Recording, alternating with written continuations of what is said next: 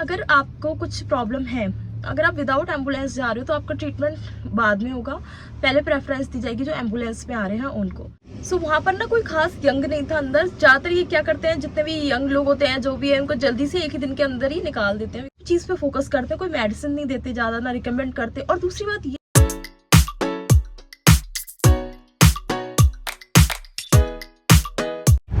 Hello everyone, welcome to my new blog. Well, आज का blog मैं अपनी कार से या घर से स्टार्ट नहीं कर रही। आज का ब्लॉग मैं अपने ट्रक से स्टार्ट कर रही हूँ और रीज़न उसका ये है कि कार में ना बहुत ज़्यादा हीट थी और मेरा दिल ही नहीं करा कुछ भी रिकॉर्ड करने को।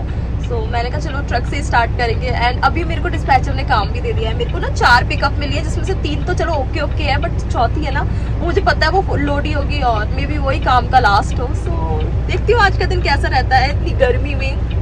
मैं यहाँ पर आई हूँ एक पिकअप के लिए। ये मेरी 3rd पिकअप है एक्चुअली, बट मैं कुछ ज़्यादा रिकॉर्ड नहीं कर पाई बिकॉज गर्मी बहुत ज़्यादा है। अभी भी मैं ना ये खिड़की खोल के और ट्रक में अपना बंद करके, बिकॉज अभी वो लोड करेंगे, उनका लंच टाइम चल रहा है। सो मैं बैठी हुई हूँ और मुझे इतनी गर्मी फील हो रही है, मैं क्या बताऊँ।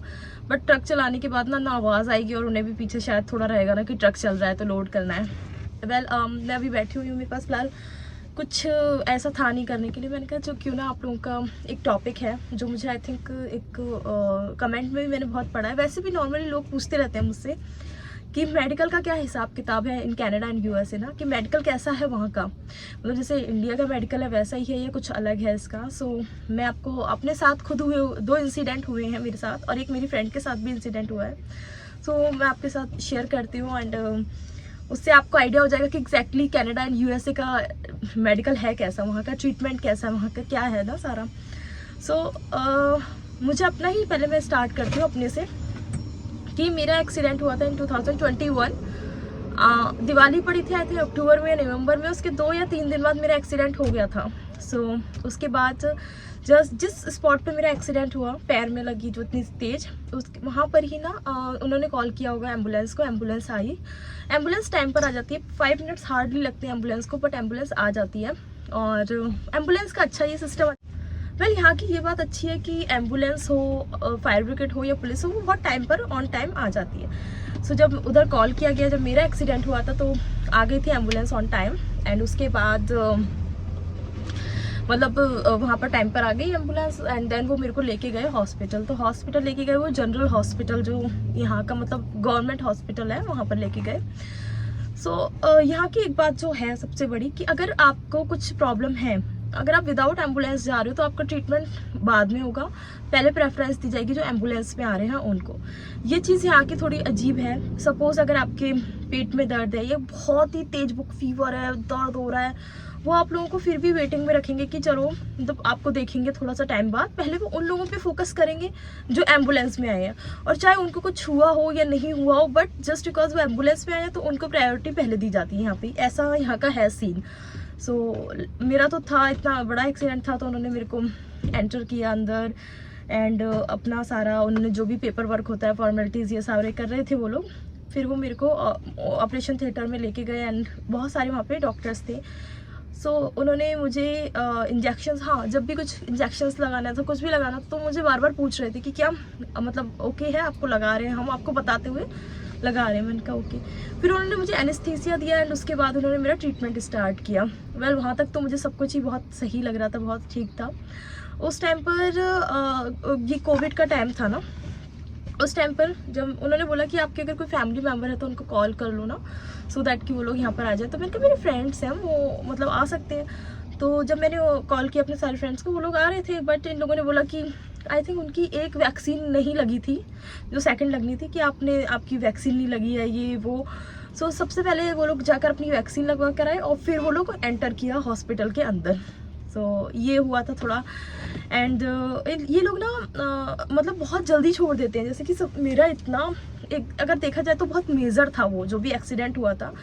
सो उसके बाद इनको रखना चाहिए था, मेरे को 1-2 दिन तो रखना ही चाहिए था, बट इन्होंने स्टिचेस लगाए, मेरे पैर को ठीक किया, सीधा किया एंड इन्होंने रात के 11 बजे मुझे बोला कि okay you can go home. मतलब ऐसा है यहाँ का, यहाँ पर ना कम रखते हैं हॉस्पिटल में, ये चीज़ मैंने नोट करी है। और जितने मैंने उस टाइम पर हॉस्पिटल में लोग देखे थे ना, वो सारे ही एक एज्ड के लोग थे, मतलब एक एज के लोग थे, जैसे कि 60+ ही थे वो वहाँ पर ज़्यादातर। मुझे ऐसा लगा कि कोई आ गया। तो वहाँ पर ना मोस्टली सारे लोग 60+ थे, मतलब एक एज्ड लोग थे, कोई ऐसे नहीं थे कि मतलब यंग वहाँ पर बैठे। सो वहाँ पर ना कोई खास यंग नहीं था अंदर। ज़्यादातर ये क्या करते हैं, जितने भी यंग लोग होते हैं जो भी है, उनको जल्दी से एक ही दिन के अंदर ही निकाल देते हैं, बिकॉज इनके पास जो कम आई थिंक स्पेस है या क्या है, या फिर एज्ड लोग ज़्यादा इनके हॉस्पिटल्स में स्टे करते हैं लॉन्ग टाइम तक। सो इनका कुछ ऐसा था। एंड उसके बाद मुझे रात के 11 बजे उन्होंने दे दी, मतलब ऑफ कर दिया कि ओके जाओ। और बहुत ही कम मेडिसिन लिखते हैं ये लोग ना, बहुत ही कम। मतलब मुझे था कि शायद ही मेरे को कोई एंटीबायोटिक लिखेंगे, समथिंग, कुछ भी नहीं लिखते। मतलब ये नेचुरल हील पे ज़्यादा प्रोसेस पे ये बिलीव करते हैं कि बंदे का नेचुरल हील होगा, अपने से हील होगा। बट वो चीज़ ना एक लॉन्ग टाइम ले जाती है आपका नेचुरल हील वाली ना। सो ये लोग उस चीज़ पे फोकस करते हैं, कोई मेडिसिन नहीं देते ज़्यादा, ना रिकमेंड करते। और दूसरी बात ये भी है यहाँ की कि जो यहाँ पे जितनी भी ये फार्मेसीज होती हैं, जितना भी, मतलब हम केमिस्ट की शॉप बोलते हैं बेसिकली, वहाँ पर ना आपको कोई भी मेडिसिन नहीं मिलेगी। मतलब जो नॉर्मल मेडिसिन है सिर्फ वही। अगर आपको कोई स्पेशली एक मेडिसिन होती है, जैसे हमारे में जाके केमिस्ट के यहाँ बोल देते हैं कि हमें ये पर्टिकुलर मेडिसिन चाहिए या ये चाहिए, तो यहाँ पर ऐसा नहीं है। यहाँ पर आपको स्पेशली डॉक्टर से लिखवा कर आना पड़ेगा। उन्हें पेपर चाहिए डॉक्टर का ना, कि डॉक्टर ने सजेस्ट किया हो, डॉक्टर के रिकमेंड हो ये वाली मेडिसिन। अदरवाइज ये वो पर्टिकुलर मेडिसिन नहीं देते। यहाँ सिर्फ सिर दर्द की या कफ सिरप या नॉर्मल जो दवाइयाँ हैं वो सिर्फ ऐसे रखी रहती हैं कि आप उठाओ, परचेज करो एंड दैट्स इट। बट कभी कभी होता है ना, जैसे कुछ मेडिसिन होती है, जैसे हमारे इंडिया में तो हम नॉर्मली ले लेते हैं, बट यहाँ पर नहीं ले सकते। यहाँ पर डॉक्टर का पूरा उनको वो चाहिए, पूरा डॉक्टर का एक लिखा हुआ हो कि हाँ ये दवाई इस बंदे को इस प्रॉब्लम के लिए चाहिए या ये वो। सो यहाँ का ये थोड़ा सा सीन है। एंड मैंने जितना एक्सपीरियंस करा है कि मैं उनसे एक्सपेक्ट कर रही थी उस टाइम पर कि ये लोग दवाई देंगे, कुछ मेडिसिन लिखेंगे या समथिंग, बट उन्होंने कोई मेडिसिन नहीं लिखी उस टाइम पर मुझे। खासकर एक आधी मेडिसिन होगी तो पेन किलर होगी, दैट्स इट। वो कहते हैं नेचुरल हील ना, बट वो जो नेचुरल हील होता है वो बहुत लंबा टाइम ले लेता है। सो बट मुझे ना पता नहीं क्यों ऐसे था। मतलब मेरी मम्मी ने मुझे फ़ोन किया जब मेरे को एक्सीडेंट था, कि थोड़ी देर बाद जब तुम्हें लगे कि तुम थोड़ा बहुत चल सकते हो तो इंडिया आ जाओ, यहाँ पे अच्छे से डॉक्टर को दिखाएंगे। तो मतलब सीन यही है कि घर वालों का रहता है कि अच्छे से डॉक्टर को दिखाएंगे, इंडिया आ जाओ। माइंड में भी यही रहता है कि हाँ डॉक्टर को दिखाना है इंडिया में ना, कि स्पेशलिस्ट को दिखाना है। तो मेरे को मेडिकल यहाँ का उतना अच्छा नहीं लगता, बिकॉज मुझे लगता है कि मेडिकल जो हमारे इंडिया का है ना, उसके आगे यहाँ का मेडिकल कुछ नहीं है। सच्ची बता रही हूँ, कुछ नहीं है। बिकॉज यहाँ पर जो डॉक्टर था, मतलब अलग अलग थोड़े से कंफ्यूज से डॉक्टर लगे मुझे यहाँ पे ना। एक डॉक्टर के पास आधी फाइल गई मेरी, आधी फाइल गई दूसरे डॉक्टर के पास। यहाँ पर ऐसे ट्रांसफ़र होती रहती है फाइल कि ये स्पेशलिस्ट नहीं है इसका, तो ये स्पेशलिस्ट नहीं है उसका ना, ऐसे करके। और इतनी फ़नी बात मैं आपको बताऊँ, जैसे हमारे को होता है ना कि हम डॉक्टर से पूछ ही लेते हैं। जब पैर में मेरे हुआ तो मेरे को गर्दन में ना उसकी वजह से काफ़ी एक कहते हैं ना झटका सा आया या कुछ हुआ। सो मतलब मेरे को ना चक्कर से आना स्टार्ट हो गए थे जैसे मेरे पैर का हुआ था, उसकी वजह से। और स्ट्रेट सोने की वजह से, बिकॉज प्लास्टर था पैर में ना, तो मैं करवट नहीं ज़्यादा ले पा रही थी, तो मेरे को उस टाइम पर वॉमिट होने लग रही थी, चक्कर सा आ रहा था, बिकॉज एक झटका सा लगा था और एक अजीब सा वो हो गया था। तो मैंने पूछा उनसे कि मेरी गर्दन में पेन क्यों है, थोड़ा सा ना ऐसे है, गर्दन एकदम स्टिफ हो गई है या समथिंग। तो वो पता क्या बोलते हैं डॉक्टर, जो पैर वाला डॉक्टर था ना, जिसके पास में रूटीन से जा रही थी चेकअप के लिए, वो कहते हैं कि सॉरी मैं गर्दन का डॉक्टर नहीं हूँ एंड आई डोंट नो, सिर्फ पैर का हूँ। आई वॉज शॉक, लाइक कि थोड़ा सा तो नॉलेज इतनी तो हर एक बंदे को होती है कि तुम थोड़ा पैर की हड्डी देख रहे हो तो गर्दन की तुम्हें इतना सा भी नहीं पता कि क्या प्रॉब्लम हो सकती है या क्या नहीं है। तो ये यहाँ का बड़ा अजीब है कि जो बंदा कहता है कि मैं यही देखता हूँ तो बस वही चीज़ बताएगा, उसके अलावा आपके मतलब आप ये नहीं पूछ सकते भाई कि हमारी उंगली में पेन क्यों है, ये क्यों है, या कुछ भी नहीं। मतलब वो तो सीधे यहाँ पे बोल दिया कि सॉरी मैं तो सिर्फ ओनली आपके पैर की हड्डी का दिया हूँ और नथिंग एल्स। और वो कुछ देखता भी नहीं था खास। अच्छा मतलब 1 मिनट को आता था और जस्ट देख के ओके, अपनी जो उनके नीचे असिस्टेंट होते थे काम करने वाले, उनसे बोलते थे कि ओके प्लास्टर कर दो, एयर वाला जो होता है, जो शूज़ होता है वो इनको दे दो, दैट्स इट। मतलब ऐसे ही है, चलता फिरता काम है। एकदम बैठ के जो बात होती है ना डॉक्टर के साथ, वो वाला सीन यहाँ का नहीं है। यहाँ पे बाहर खड़ी हूँ, मतलब मैं आ गई थी क्योंकि मैंने कहा चलो देखते हैं, ट्रक में वो लोड कर रहे हैं। इतनी गर्मी हो रही है ना, और ढंग की कोई हवा भी नहीं चल रही, बहुत भयानक गर्मी हो रही है। पसीने वाली होती है ना, एकदम ही पसीने वाली, वैसी गर्मी हो रही है आज।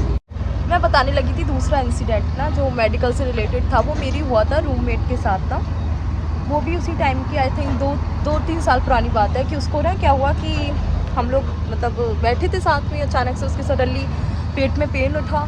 तो पहले तो वो इग्नोर करती रही ना, मतलब 2-4 दिन तक तो उसने सिर्फ मेडिसिन खा के, पेन किलर खा के, वो बोलती ओके फाइन ना, कुछ नहीं होता, चलो ऐसे क्या डाला ना डॉक्टर के पास।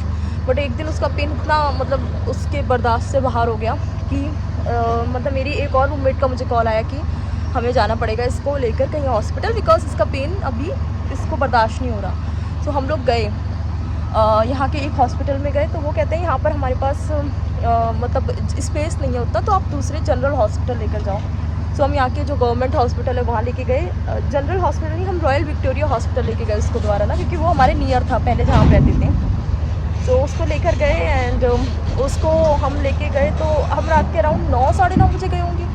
सुबह के 4 बजे तक उसे ऐसे ही बैठा रखा, बिकॉज वो एम्बुलेंस नहीं करके आई थी और हम लोग उसे लेके गए थे इसलिए। बट वो उतने पेन में थी, तो उसको देख के कि ओके इट्स ओके, मतलब वेट करो वेट। तो यहाँ पर ना ये जो सीन होता है, जो वेट करने का सीन है ना, ये बहुत गंदा है। इसमें अगर आप एम्बुलेंस के बगैर गए हो तो आप समझ लो आप सुबह के बैठे हो तो रात तक ही नंबर आएगा आपका। यहाँ का ऐसा सीन है।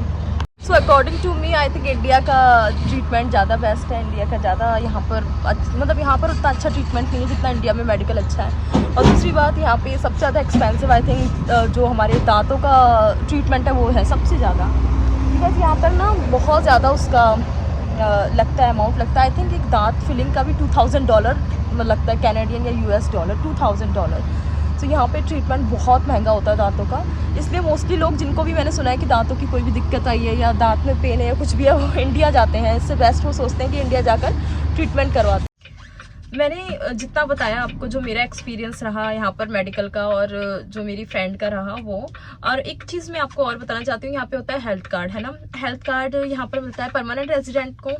जब आप PR हो जाते हो तो हेल्थ कार्ड अप्लाई कर सकते हो। और उसके अलावा जो यहाँ के specially I think in Quebec जो वर्क परमिट पर होते हैं, उनको अपना ऑफर लेटर दिखाना होता है जॉब का, एंड उनको भी मिल जाता है यहाँ का हेल्थ कार्ड। सो हेल्थ कार्ड के क्या क्या बेनिफिट्स हैं? हेल्थ कार्ड के बेनिफिट्स इतने ही है कि जब आप हॉस्पिटल में जाते हो तो आपको डॉक्टर का खर्चा बच जाता है। जो डॉक्टर की फीस होती है बेसिकली, जो एक डॉक्टर की जितनी भी अमाउंट है $200 या $250 जो फर्स्ट विजिट की अमाउंट है, वो बच जाती है आपकी। और तो कुछ खास ऐसा है नहीं। मेडिसिन आपको अपने पास से ही लेनी पड़ती हैं, जितना मुझे बताया यहाँ के लोगों के पास जिनके पास हेल्थ कार्ड है। एंड जब स्टूडेंट हो आप, आपके पास कोई हेल्थ कार्ड नहीं आपको यहाँ से प्रोवाइड कराया जाएगा, बिकॉज स्टूडेंट को कोई हेल्थ कार्ड नहीं दिया जाता। सो उसके लिए आपको अपनी जो हेल्थ इंश्योरेंस करवानी होती है, जो प्राइवेट हेल्थ इंश्योरेंस ना जो होती हैं, जो अच्छे अच्छे पैकेजेस देती हैं एंड ऑल दैट। सो मैंने भी अपने एक्सीडेंट के टाइम पर उससे पहले करवाया हुआ था, अपना प्राइवेट हेल्थ इंश्योरेंस करवाई हुई थी।